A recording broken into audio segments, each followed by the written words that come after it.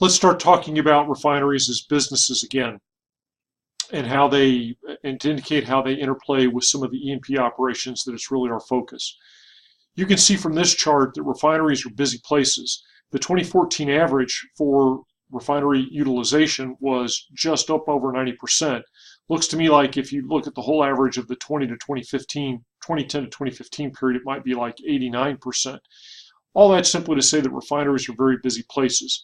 Notice the seasonality of refinery demand as well. The summer driving season is when refineries are operating at closest to their full capacity.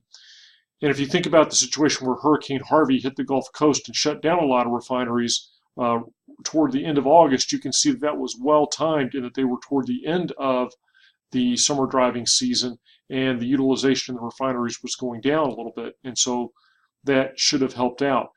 It makes sense that these refineries are used a lot. Why, you might ask yourself, well, why don't they build in more spare capacity? And the answer is, again, refineries are very capital intense operations. And so if you spend all that money to make the refinery, you want to be able to keep that capital asset very busy. Now let's focus in on one particular downstream company, and that's called Valero. It's a company that's familiar to us because they not only refine, but they also market their products. But if you recall from the first presentation or first video in this segment, they're actually by volume the largest refiner in the United States. So good example. You can see they're big, about 10,000 employees, but if you consider the amount of revenue they generate, 10,000 employees isn't really very much. And so again, that says what you're doing is you're investing a lot in capital equipment and then a highly trained workforce to operate that capital equipment, which doesn't require as much. They're large, 15 refineries total, 13 in the United States, all over the United States, not just all along the Gulf Coast. So now I want you to see some of the aspects of the business by looking at this combined financial statement from their 2016 annual report. Notice that revenues have been down significantly over the period that's captured on the slide. What does that mean? Does that mean they're losing business? Not at all. What's their job? Their job is to buy crude, refine it, and then sell those finished products. So what you're seeing there is an indication of the fall of oil prices. If I were to look at their volume in terms of the quantity that they've refined, it would probably be about the same. So even though their revenues are down, about 40%, notice that their profits aren't down proportionally nearly as much. In fact, if you look at 2013 versus 2016, even though the revenues are significantly down, the income isn't all that different. And so that points out that they're basically operating off of a spread, off of that crack spread. They buy crude, they refine it, and then they sell the products. And so even though the revenue stream goes up and down, their margin tends not to. And because the volume across is largely the same, you won't see as much fluctuation in their income as you would, say, in the E&P companies who've been operating during that same time. This also shows you the diverse nature of how you fit the refinery to the crude and to the markets. And so you see that overall, these are the numbers for Valero. On average, they get about 32% sour crude and 42% sweet crude, and they produce about 49% gasoline. But now if you go down to the smaller two charts, the left chart is from their Gulf Coast region, not Gulf Coast, I'm sorry, West Coast region, which is primarily in the California area is where the refinery is.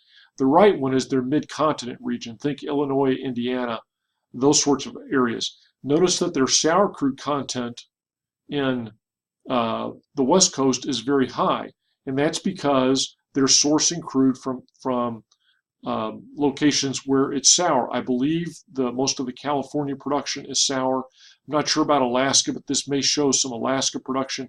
It may be sour also. Now flip that over to the mid-continent region, and what do you see? Very sweet crude.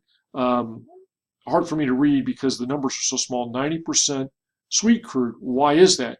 Where does the mid-continent region get their incoming crude? Largely, it is from U.S. sources. They don't import oil from OPEC and then ship it inland. This is mainly domestic production, and it's mainly domestic production out of Texas, Louisiana, and during the heydays out of the Bakken. And so this is more light sweet crude.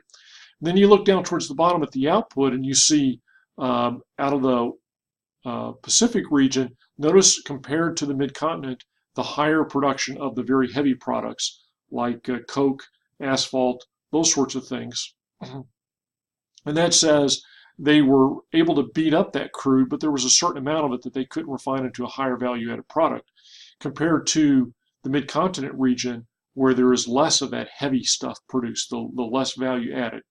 But notice that the Western refineries produced a higher percentage of gasoline as opposed to the middle distillates or the distillates as compared to the mid-continent.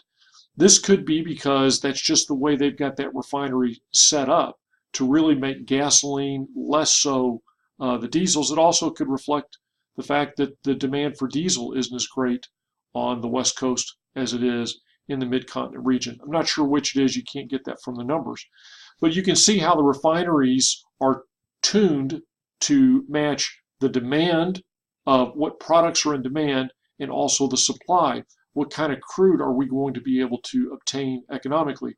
And so then this also gets into the fact of, as an E&P person, you want to look at how can I match, or is there a refiner that's going to match my supply? We're going to talk about this as I get into the wrap up, but that's really critical. So compared to the E&P or the upstream business, the income is going to tend to be more predictable, more stable than in the E&P business. When I say the income is going to be more predictable in the downstream business than in the E&P business. They are both highly capital intense. The assets are very long lasting. And as far as the impact on E&P companies, again, they are a middleman purchaser of the crude, and that makes a big difference. So proximity to the refinery is a good thing because it's going to cut down your transportation expenses. Having a refiner that is focused on your type of crude is also a good thing because they're not going to feel the need to discount your crude. And specifically what's happened to E&P producers in the past, and we're going to talk about this we've talked about it from a policy perspective with when the ban on U.S. exports of crude oil was raised. And in the midstream segment, we talk about rail and those sorts of things. But big picture, for a long time, the United States has been primed to refine a lot of imported crude, much of which was heavier and more sour than the production out of Texas and out of the Bakken.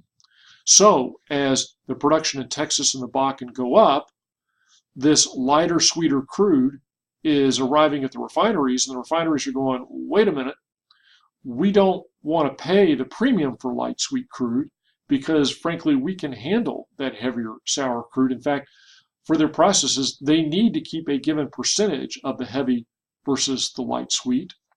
And so what you saw was the price for the light sweet at these refineries being bid down because to the producers it was cheaper to sell it at a discount than it was to transport it farther to another refinery that needed that light sweet crude. And then it was contained within the United States with the export restrictions. What we're seeing now is that with the exports restriction lifted, off the Gulf Coast, they're moving as much as about 1 million barrels a day of light sweet crude that's being sent around the world to go into refineries who need that light sweet crude to offset the heavier stuff that they're mixing it with, again, to match the capabilities of their refineries. So there is a definite impact on the E&P business. And because of that, it's important that you understand the downstream business.